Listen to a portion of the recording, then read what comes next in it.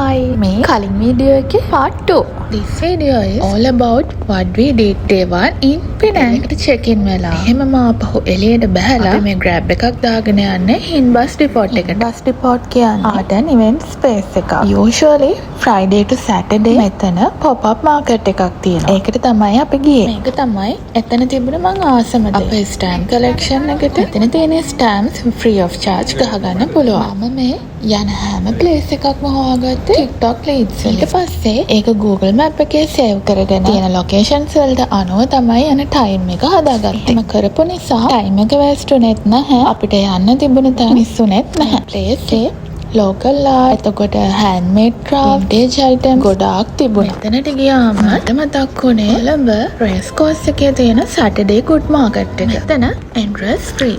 හරිම ලස්සන aesthetic vibe එකක් තිබුණේ මෙතන. ඊට පස්සේ මම ගියේ එතන මෙහා පැත්තේ තිබුණ COEX එකට. COEX එකේ එක exhibition, events, performances වගේ දේවල් host කරනවා. එතනත් stamps තිබුණා. මම ඒකට තමයි ගියේ. මෙතන හරිම old fashion look එකක් තමයි තිබුණේ. ඒකත් ඉවර වෙලා අපි ගියා කන්න තැනක් හොයාගෙන. ස්ට්‍රීට්ස් වල බලන්න දේවල් නම් ගොඩාක් තිබුණා.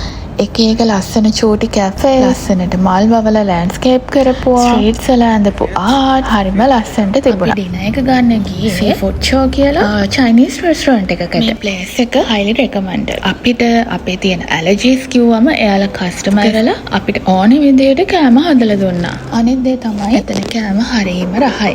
අපි එතන තිබ්බ සිග්නේචර් ඩිෂ් එකක් ඕඩර් කළා, ස්ටිං ග්‍රිල් කරි එක. ඒක මඩු මාල වලින් හදලා තියෙන්නේ. ඒක හරිම රහයි. කාලා ඉවර වෙලා අපි ගියා ආමේනියන් ස්ට්‍රීට් එකට. ආමේනියන් ස්ට්‍රීට් එක කියන්නේ ජෝර්ජ් ටවුන් එකේ ටුවරිස්ට්ලා අනිවාර්යයෙන්ම යන ස්ට්‍රීට් එකක්. අපිට මුලින්ම හම්බුනේ ලොකමේඩ් එක.